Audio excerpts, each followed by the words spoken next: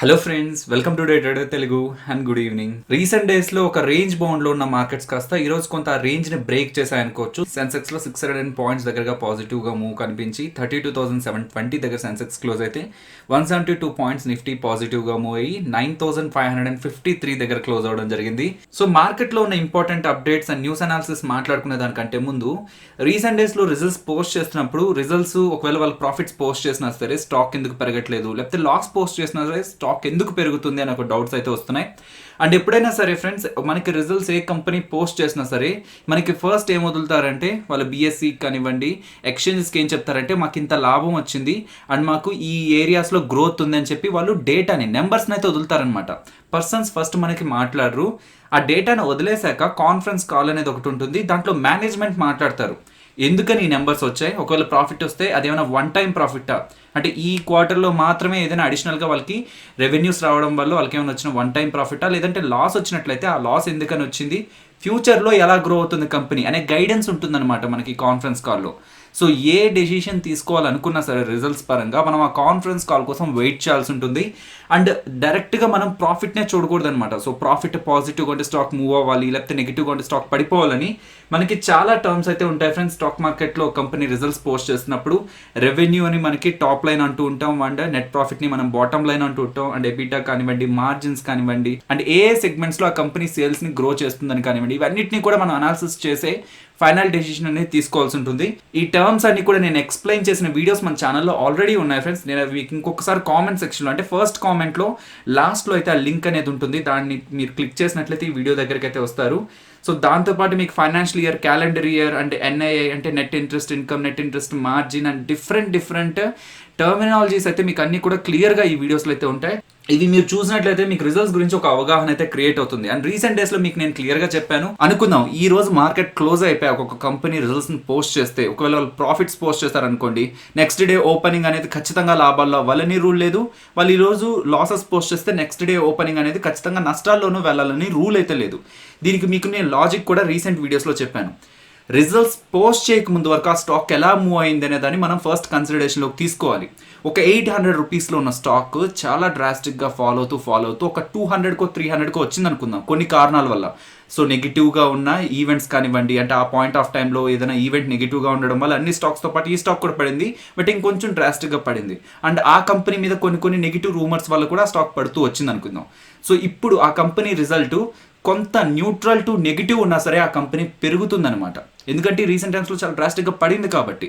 అలా కాకుండా మొత్తం మార్కెట్ అంతా డౌన్ అవుతూ ఉంటే ఒక కంపెనీ మాత్రం మంచి సేల్స్ ఉంటాయి, మంచి గ్రోత్ ఉంటుందని చెప్పి డ్రాస్టిక్గా పెరిగింది అనుకోండి, ఆ కంపెనీ ప్రాఫిట్స్ పోస్ట్ చేసినా సరే పెరగాలని రూల్ లేదు. ఈ ప్రాఫిట్స్ పోస్ట్ చేస్తారనే కంపెనీ స్టాక్ ప్రైస్ పెరిగింది కాబట్టి అక్కడ ప్రాఫిట్ బుకింగ్ రావడానికో లేకపోతే ఇంకొంత పెరిగి అక్కడి నుంచి కన్సాలిడేషన్ అవ్వడానికో ఛాన్స్ అయితే ఉంటుంది ఫ్రెండ్స్. సో స్ట్రైట్గా కంపెనీ ప్రాఫిట్స్ పోస్ట్ చేసింది కాబట్టి ఇక్కడి నుంచి పెరిగిపోవాలి స్టాక్, లేదంటే కంపెనీ లాస్ పోస్ట్ చేసింది కాబట్టి కరెంట్ మార్కెట్ ప్రైస్ పడిపోవాలని ఒక ఎక్స్పెక్టేషన్ ఎప్పటికీ ఉండకూడదు.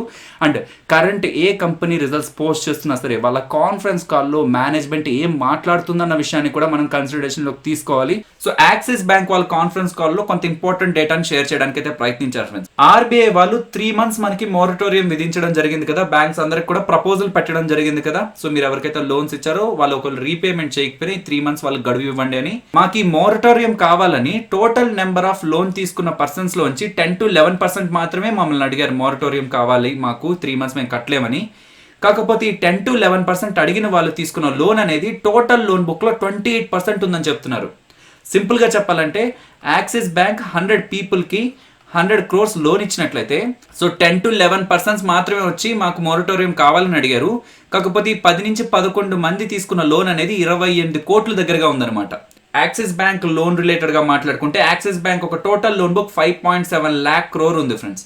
సో 5.7 lakh crore 28% దగ్గరగా అంటే మనకి 1.6 lakh crore దగ్గరగా వస్తుంది.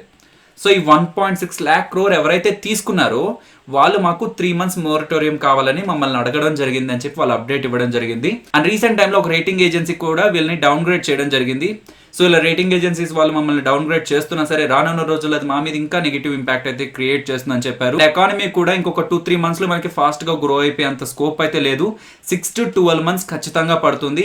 ఈ మధ్యలో అంతా కూడా మనకి యాక్టివిటీ చాలా తక్కువగా ఉంటుందని చెప్పే ప్రయత్నం కూడా చేశారు. అండ్ యాక్సిస్ బ్యాంక్ రిలేటెడ్ గా ఫ్యూచర్ గైడెన్స్ ని కూడా మేము ఇప్పుడైతే ఇవ్వలేం. సో ఇలా ఉంటుంది బ్యాంక్, ఇలా పర్ఫార్మెన్స్ ఇస్తుందని కూడా ప్రెసెంట్ మేము చెప్పలేమని క్లియర్ స్టేట్మెంట్స్ అయితే యాక్సిస్ బ్యాంక్ వాళ్ళైతే పాస్ చేయడం జరిగింది. నెక్స్ట్ వోడాఫోన్ ఐడియా గురించి మాట్లాడుకోవాలి ఫ్రెండ్స్. మనకి తెలుసు వీళ్ళు డిపార్ట్మెంట్ ఆఫ్ టెలికమ్యూనికేషన్స్ కి 50,000 crores అరౌండ్, వాళ్ళు 53,000 crores అరౌండ్ అయితే డబ్బులు కట్టాలి. అండ్ దాంతోపాటు బ్యాంక్స్ కి కట్టాలి, గవర్నమెంట్ కి కట్టాలి. వీళ్ళకి డెట్ అయితే అంటే అప్పులు అయితే చాలా ఎక్కువగానే ఉన్నాయి. రీసెంట్ టైమ్స్ లో కూడా వోడాఫోన్ ఐడియా వాళ్ళు గవర్నమెంట్ కి చెప్పడం జరిగింది, మీ దగ్గర నుంచి మాకు ట్యాక్స్ రీఫండ్ అయితే రావాలి, 4,000 crores దగ్గరగా రావాలి. సో అది మీరు అడ్జస్ట్ చేసుకోండి, మేము కట్టాల్సిన డబ్బుల్లోంచి దాన్ని సబ్ట్రాక్ట్ చేసుకోండి అని చెప్పి అడిగినప్పుడు గవర్నమెంట్ అయితే దానికి ఒప్పుకోలేదు. సో దీనికి రిలేటెడ్గా వాళ్ళు సుప్రీంకోర్టుని ఆశ్రయించడం జరిగిందనమాట.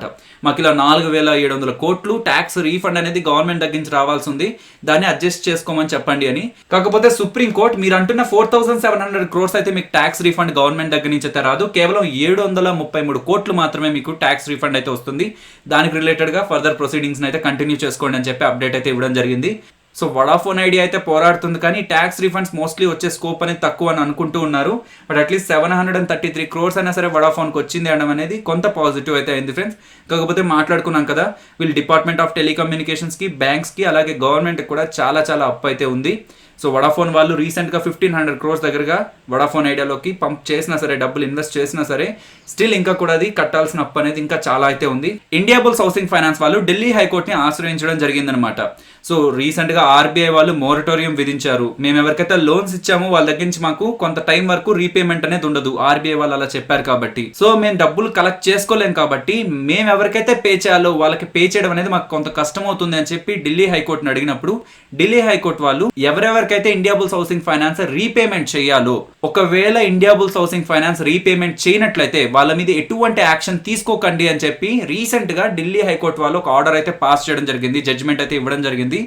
దీనికి అగైనెస్ట్ గా AMFI, association of mutual fund in India, అలాగే ఐడిబిఐ ట్రస్టీషిప్, అలాగే సెబీ వాళ్ళు కూడా మళ్ళీ వాళ్ళకి అగైనెస్ట్ గా వెళ్ళడం జరిగిందనమాట. సో వీళ్ళు కట్టాల్సిన పేమెంట్ కట్టకపోయినా కానీ వీళ్ళ మీద ఎటువంటి యాక్షన్ తీసుకోవద్దు అని చెప్పేది కరెక్ట్ అయితే కాదు, ఇంకొకసారి ఆలోచించండి అని చెప్పి మళ్ళీ కోర్టుని ఆశ్రయించినప్పుడు అంతకు ముందు ఇచ్చిన ఆర్డర్ మీద స్టే విధించారనమాట. సో ఎటువంటి యాక్షన్ తీసుకోకూడదు ఇండియాబుల్స్ హౌసింగ్ ఫైనాన్స్ మీద అని అంతకు ముందు ఇచ్చిన కోర్టు ఆర్డర్ మీద స్టే విధించడం అయితే జరిగింది. సో ఇది మనకి ఇండియాబుల్స్ హౌసింగ్ ఫైనాన్స్ రిలేటెడ్ గా. మదర్సన్ సుమి గురించి మాట్లాడుకోవాలి ఫ్రెండ్స్. కరెంట్ లాక్డౌన్ లో అండ్ వివిధ దేశాల్లో కూడా కొన్ని మ్యానుఫ్యాక్చరింగ్ యూనిట్స్ ని కూడా మోస్ట్ ఆఫ్ ద కంపెనీస్ అయితే క్లోజ్ చేస్తున్నాయి. సో వీళ్ళ కంపెనీస్ రిలేటెడ్ గా ఉన్న manufacturing units and manufacturing plants ఎలా రన్ అవుతున్నాయని అప్డేట్ అయితే మదర్సన్ సుమి వాళ్ళు ఇవ్వడం జరిగింది. సో మదర్సన్ సుమి వాళ్ళు చెప్తున్నది ఏంటంటే 152 వాళ్ళ ఓవరాల్ మ్యానుఫ్యాక్చరింగ్ ప్లాంట్స్ లో 80% ప్రెసెంట్ మేము దాంట్లో వర్క్ అయితే చేస్తున్నాం. అవి క్లోజ్లో అయితే లేవు, ఇప్పుడు లాక్డౌన్ వల్ల మ్యానుఫ్యాక్చరింగ్ యూనిట్స్ అన్ని క్లోజ్ అయ్యాయి అనుకుంటుంటాం. కాకపోతే 80% ఆఫ్ మా మ్యానుఫ్యాక్చరింగ్ ఫెసిలిటీస్ అన్ని కూడా వర్క్ అవుతున్నాయి. సో 80% వర్క్ అవుతున్నాయి కదా అంటే కంప్లీట్గా 100% ఆఫ్ దర్ కెపాసిటీతో వర్క్ అవుతున్నాయి అంటే కాదు. ఎందుకంటే బయట మనకి డిమాండ్ లేనప్పుడు, కార్స్ మ్యానుఫ్యాక్చరింగే లేనప్పుడు వీళ్ళు విడిభాగాలు తయారు చేసేవాళ్ళు. వీళ్ళు ఈ విడిభాగాలన్నీ తయారు చేసి ఎవరికి ఇవ్వగలుగుతారు, బయట కార్లే తయారవకపోతుంటే. సో 80%లో 30% మాత్రమే 80% ఆఫ్ దర్ కెపాసిటీతో వర్క్ అవుతున్నాయి, మిగతావన్నీ కూడా 50% ఆఫ్ దర్ కెపాసిటీతో వర్క్ అవుతున్నాయి అని చెప్పే ప్రయత్నం అయితే చేస్తున్నారనమాట. సో ఇలా చెప్పే ప్రయత్నంతో ఏంటంటే మా కంపెనీ ప్రెజెంట్ మ్యానుఫ్యాక్చరింగ్ అయితే చేస్తూ ఉంది. సో ప్లాంట్స్ అయితే ఐడియల్గా అయితే లేవు, కొంత మ్యానుఫ్యాక్చరింగ్ అయితే మేము చేస్తున్నాం. బయట ఎప్పుడైతే డిమాండ్ పికప్ అవుతుందో మేము రెడీగా ఉన్నాం మా ప్రొడక్ట్స్ అన్ని కూడా డెలివర్ చేయడానికి. ప్రెసెంట్ ఐడియల్ గా అయితే లేవు మా మ్యానుఫ్యాక్చరింగ్ ప్లాంట్స్ అని చెప్పే ప్రయత్నం. అండ్ వీళ్ళు రానున్న రోజుల్లో వర్కింగ్ క్యాపిటల్ కోసం 500 కోట్ల దగ్గరగా non convertible debentures bonds issue చేయడం ద్వారా కూడా మనీ రేస్ చేయాలనుకుంటున్నారు ఫ్రెండ్స్. ఇది రీసెంట్ గా ఉన్న అప్డేట్ మనకి. నెక్స్ట్ హెక్సావేర్ వాళ్ళ రిజల్ట్స్ మాట్లాడుకుందాం. వాళ్ళు 175 crores దగ్గరగా వాళ్ళు నెట్ ప్రాఫిట్ అయితే పోస్ట్ చేయడం జరిగింది. సో వాళ్ళ రెవెన్యూస్ కూడా లాస్ట్ క్వార్టర్తో పోలిస్తే ఇప్పుడైతే కొంత ఇంప్రూవ్మెంట్ అయితే కనిపిస్తున్నాయి. ఇక్కడ మీకు CY అని కనిపిస్తుందా, ఇది క్యాలెండర్ ఇయర్ అనమాట. సో నార్మల్గా మనకి ఫైనాన్షియల్ ఇయర్ ఉంటుంది, క్యాలెండర్ ఇయర్ ఉంటుంది. ఈ రెండింటికి డిఫరెన్స్ కూడా నేను మీకు స్టార్టింగ్ లో చూపించిన రిజల్ట్స్ అనాలిసిస్ వీడియోలో అయితే దొరుకుతుంది ఫ్రెండ్స్. రిజల్ట్స్ లాస్ట్ క్వార్టర్ కంటే బెటర్ గానే ఉండడంతో కొంత పాజిటివ్ యాక్టివిటీ స్టాక్ లో అయితే కనిపించింది. అండ్ వీళ్ళు కాన్ఫరెన్స్ కాల్ లో చెప్తున్నది ప్రెసెంట్ సిగ్నిఫికెంట్ గా అన్సర్టనిటీ అయితే ఉంది. సో మేము మా గైడెన్స్ ని క్యాలెండర్ ఇయర్ కి అయితే కట్ చేస్తున్నాం, ఈ క్యాలెండర్ ఇయర్ 2020 కి అయితే కట్ చేస్తున్నాం అని చెప్పారు. సో 2020 క్యాలెండర్ ఇయర్ అంటే మనకి ఈ ఇయర్ జనవరి నుంచి ఇయర్ డిసెంబర్ వరకు. నెక్స్ట్ స్ట్రైడ్స్ ఫార్మా గురించి మాట్లాడుకోవాలి ఫ్రెండ్స్. వీళ్ళు తయారు చేసిన ఫావిపిరావిర్ అనే ఒక యాంటీవైరల్ డ్రగ్ ని వీళ్ళు ప్రెసెంట్ ఎక్స్పోర్ట్ చేయడం అయితే స్టార్ట్ చేశారు. సో ఓవరాల్ గా అన్ని కంట్రీస్కి అయితే కాదు, ప్రెసెంట్ జీసీసీ కంట్రీస్కి మాత్రమే అనమాట. గల్ఫ్ కోఆపరేషన్ కౌన్సిల్ అంటే ఇవన్నీ కూడా అరబ్ కంట్రీస్ మాత్రమే. సో రానున్న రోజుల్లో ఇండియన్ డ్రగ్ అథారిటీస్ కూడా మేము ఇది సబ్మిట్ చేసి అంటే అప్లై చేసుకొని ఇండియాలో కూడా ఈ డ్రగ్ అయితే సెల్ చేస్తామని చెప్పారు. ఎవరైతే ఈ వైరస్ తో బాధపడుతున్నారో ఈ డ్రగ్ యూస్ చేయడం ద్వారా కొంత ఫాస్ట్ గా రికవర్ అవుతున్నారు. ఊపిరితిత్తుల ఒక యాక్టివిటీ అంటే ఫంక్షనింగ్ కూడా కొంత బెటర్ గా ఉంటుందని ఒక అప్డేట్ అయితే చేయడం జరిగింది. సో ప్రెసెంట్ ఈ వైరస్ రిలేటెడ్ గా ఏవైతే యాంటీవైరల్ డ్రగ్స్ ఉన్నాయో, స్పెషల్ ఈ వైరస్ రిలేటెడ్ గా హెల్ప్ అవుతున్న యాంటీవైరల్ డ్రగ్స్ కి కొంత డిమాండ్ అయితే ఎక్కువగానే ఉంది. అండ్ రీసెంట్ టైమ్స్ లో హైడ్రాక్సీ క్లోరోక్విన్ రిలేటెడ్ గా కూడా కొన్ని నెగిటివ్ అప్డేట్స్ వస్తున్నాయి. కాబట్టి ఏ డ్రగ్ అయితే ఈ వైరస్ రిలేటెడ్ గా కొంత పాజిటివ్ యాక్టివిటీ చూపిస్తూ ఉంటుందో ఆ డ్రగ్ మ్యానుఫ్యాక్చరర్స్ అందరికి కూడా కొంత పాజిటివ్ గానే వాళ్ళ రెవెన్యూస్ లో అయితే యాడ్ అవుతూ ఉంటుంది. సేమ్ అలాగే హెస్టర్ బయో వాళ్ళు కూడా ఐఐటి గౌహతి వాళ్ళు అండ్ హెస్టర్ బయో వాళ్ళు ఒక కొలాబరేషన్ లోకి అయితే వెళ్లారు. ఏప్రిల్ 15th అయితే వాళ్ళిద్దరి మధ్యలో అగ్రిమెంట్ జరిగింది అని చెప్తున్నారు. దేనికి రిలేటెడ్ గా అగ్రిమెంట్ అంటే ఈ వైరస్ రిలేటెడ్ గా వ్యాక్సిన్ ని డెవలప్మెంట్ చేయబోతున్నారు ఈ కొలాబరేషన్ లో అని చెప్తున్నారు అనమాట. సో వేరే కంపెనీస్ వీళ్ళకంటే ముందుగా తీసుకొచ్చి వాళ్ళ సక్సెస్ అయినా లేదంటే అదర్ డ్రగ్ కాంబినేషన్స్ వల్ల ఈ వైరస్ ని కంట్రోల్ చేయగలుగుతున్నాం అని చెప్పి అప్డేట్ వచ్చినా సరే డెఫినెట్లీ ఈ కంపెనీస్ కొంత నెగిటివ్ అయితే అవుతుంది. రీసెంట్ టైమ్స్ లో 9400 దగ్గరికి నిఫ్టీ అప్రోచ్ అవుతున్నప్పుడు అక్కడి నుంచి రిజెక్షన్స్ కనిపిస్తున్నాయి, అక్కడి నుంచి ఫాల్ మనకు కనిపిస్తూ వచ్చింది. కాకపోతే ఈ రోజు 9400 అబోవ్ మనకి మంచి మూమెంట్ అనేది నిఫ్టీలో కనిపించడం జరిగింది ఫ్రెండ్స్. ఈవెన్ 9500 దగ్గర కూడా కొంత బ్యాక్ అయిన అక్కడి నుంచి మళ్ళీ అక్కడి నుంచి కూడా మనకి టాప్ సైడ్కి మూవ్ అవడం, 9550 దగ్గర క్లోజ్ అవడం అనేది కొంత స్ట్రెంగ్త్ అయితే మార్కెట్లో చూపిస్తుంది. సో స్టిల్ ఈ లెవెల్ అనేది మనకి మెయింటైన్ అవుతూ ఉన్నట్లయితే రానున్న రోజుల్లో మనం 9800 మార్క్ కూడా చూడడానికి ఛాన్స్ అయితే ఉంది ఫ్రెండ్స్. కాకపోతే ప్రెసెంట్ 9500 అనే మార్క్ కిందకి వెళ్తున్నప్పుడు డౌన్ సైడ్ కి ఫాలో అవుతున్నప్పుడు ఒక ఇంపార్టెంట్ సపోర్ట్ అయితే గమనించాల్సి ఉంటుంది. ఈ లెవెల్ దగ్గర సపోర్ట్ తీసుకున్నట్లయితే ఇంకా స్టిల్ బులిష్ మూవ్ ఉన్నట్లు మనం కన్ఫర్మేషన్ అయితే తీసుకోవచ్చు. అండ్ టాప్ సైడ్ కి వెళ్తున్నప్పుడు 9640 దగ్గర రెసిస్టెన్స్ ఫేస్ చేయడానికి అయితే ఛాన్స్ అయితే ఉంది friends. And bank Nifty support అయితే ఇమీడియట్ గా 20,860 దగ్గర గమనిస్తున్నాను. రెసిస్టెన్స్ అయితే 21,680 దగ్గర ఫ్రెండ్స్. 9500 లెవెల్ కంటే మనకి పైకి వెళ్ళదు అని చెప్పి కాల్ రేటింగ్ ఎవరైతే చేశారో వాళ్ళ దగ్గర నుంచి మనకి ఎక్కువగా అన్వైండింగ్స్ అయితే ఈ రోజు కనిపించి ఆల్మోస్ట్ 7 lakhs వరకు కూడా ఈ రోజు ఎగ్జిట్ అవడం అయితే జరిగింది ఫ్రెండ్స్. సో నెక్స్ట్ లెవెల్ మనకి షిఫ్ట్ అయ్యి 9600 దగ్గర అయితే కొంత బేస్ అయితే ఫామ్ అవడం జరిగింది. రేపు మనకి ఎక్స్పైరీ అయితే ఉంది ఫ్రెండ్స్. అండ్ మీరు రేపటి ఎక్స్పైరీకి సంబంధించిన కాంట్రాక్ట్ డేటాలో కూడా మీరు గమనిస్తే 9500 అనే ఒక ఇంపార్టెంట్ సపోర్ట్ గా అయితే ఫామ్ అయింది. సో ఒకవేళ మార్కెట్ ఏదైనా నెగిటివ్ ఈవెంట్ తో డౌన్ సైడ్ కి ఫాలో అవుతున్నప్పుడు 9500 దగ్గరకు వస్తున్నప్పుడు పాసిబిలిటీ ఉంది అక్కడ మనకి సపోర్ట్ తీసుకొని మళ్ళీ మనకి టాప్ సైడ్ కి వెళ్ళడానికి. బట్ వన్స్ మనకి లెవెల్ బ్రేక్ అయింది అనుకోండి, ఈ లెవెల్ కంటే కిందకి వెళ్ళదు అని చెప్పి రైట్ చేసిన వాళ్ళు అన్వైండ్ అవ్వడం స్టార్ట్ అవుతారు. ఈ రోజు ఎలాగైతే 9500 కంటే పైకి వెళ్ళదు అనుకున్న వాళ్ళు అన్వైండ్ అయ్యేసరికి మనకి చాలా స్ట్రాంగ్ మూవ్ ఏదైతే కనిపించిందో, అలాగే ఈ లెవెల్ కంటే కిందకి వెళ్ళదు అనుకుని రైట్ చేసిన వాళ్ళు ఒకవేళ వాళ్ళు అనుకున్న వ్యూ రాంగ్ అని తెలిసినప్పుడు వాళ్ళు అన్వైండ్ అవ్వడం స్టార్ట్ అయినట్లయితే మనకి కిందకు కూడా ఒక సివియర్ మూవ్ అనేది కనిపిస్తుంది అనమాట. సో ఇమీడియట్ గా 9500 అండ్ ఆ లెవెల్ కూడా బ్రేక్ అయినట్లయితే 9400 దగ్గర కూడా intraday session loan and overall గా కూడా కొంత స్ట్రెంత్ అయితే కనిపించింది ఓపెన్ ఇంట్రెస్ట్ లో. సో 9400 కూడా మనం ఒక సపోర్ట్ గా అయితే గమనించవచ్చు ఫ్రెండ్స్. సో ఫైనల్లీ ఇది ఫ్రెండ్స్ మన వీడియో. నచ్చిందా?